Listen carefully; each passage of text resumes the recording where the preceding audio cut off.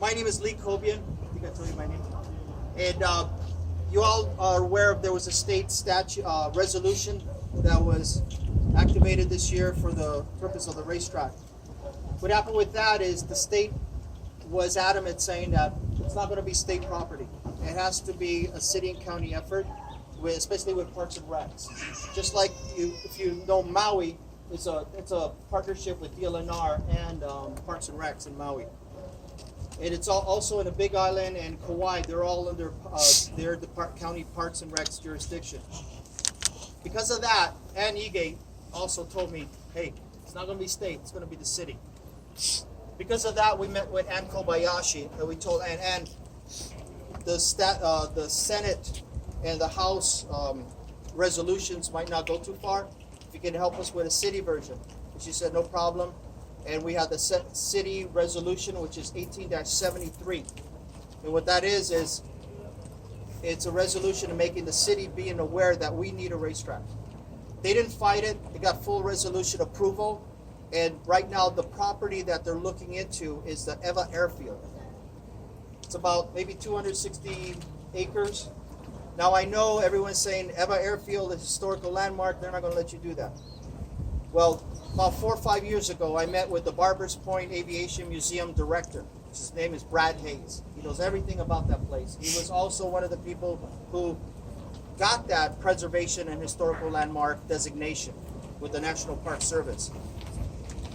I told him, listen, you have the airstrip there that's pretty much abandoned. There's nothing but crackheads living on it. It's a Kiawe jungle, and people are dumping trash constantly. So it's either going to stay like that forever, and that's going to be your historical landmark, or I can help you to get it restored with some grants with the state, restore it back to a historical Eva Airfield, and where it's feasible, we could use the 4,000 linear feet strip for a quarter mile, and there's also some areas that we could use for SCCA racing. I told him, I give you my word that we're not going to desecrate any landmarks. We're not going to go in there crazy and start bulldozing the place and doing whatever the heck we want. Because of that, he joined us in supporting that.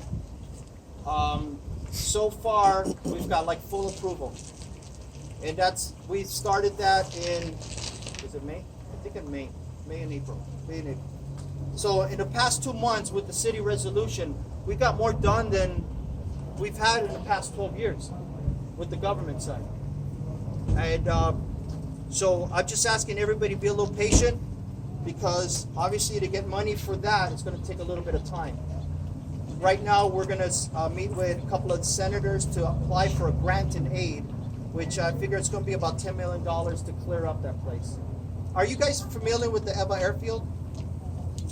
Okay. I have a leaflet here, information on the Eva Airfield. Also, there's a link to the last city resolution hearing that we had with the Parks and Recs. And if you could tell, all the full council approved it. Nobody complained or had even issues with it. And feel free to grab a sheet, and so you can get familiar with the resolution, and you can go on the city website and to track the status of it. Hopefully by the end of this event, you guys are going to know my name and get my information in case you have any questions later on. Now, I want to emphasize Sam is really helping us with this, especially getting the UH College of Engineering race team. Did you guys know UH has a race team? How many people knew that? Show of hands, literally. I really want to know. What, like 4 or 5? Okay. Yeah, well, you've been helping them a lot. You don't count. They have no place to race here. Okay, once a year they go to Nebraska, and they're fortunate to qualify for an international collegiate championship with their Formula One prototype. Sam is the vice chair of the education committee, and he's going to be also helping us with the DRAGG program, which stands for Drag Racers Against Gangs and Graffiti. What that is an auto shop program. It's to support the auto shop programs here and get the kids in high schools to start looking into auto shop and mechanical careers. That's really important, because if we don't get our next generation involved in that kind of skill, we can kiss this sport goodbye here in Oahu, because they're the next generation of racers. And that's why I got involved with Sam, because he's on the vice chair committee with the Department of Education committee to support pushing those initiatives. And so I want to let everybody know Sam's been really instrumental in getting us connected with a lot of the legislators, the senators, and the representatives to support this. So we're asking your support. Sam's running again for re-election, and we need people like him to help us and back us up. Sam, you want to say a few words? No, I just want to thank you all for coming, and for once, the city and state are on the same page. This hasn't happened too often. So we're kind of blessed that, I guess because it's in the news, people are getting killed on the roads. I guess you heard about the Tanda story, so forth. People are racing on the streets nowadays. So we're on the same page, and that helps greatly. So hopefully we can push these programs forward, and we're gonna give it our best. And this is our best shot at this moment. And thanks to Lee and Scott.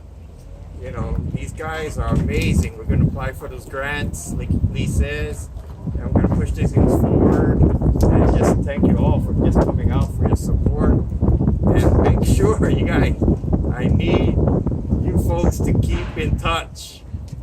And then whenever things go forward, your testimonies count, your voices count. So let's not stop just here. Let's keep moving forward.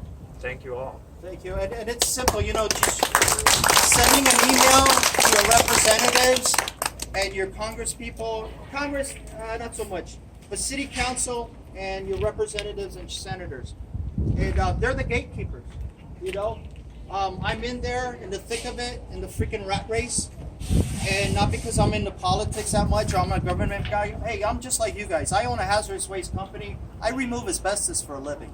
Okay, how glamorous is that?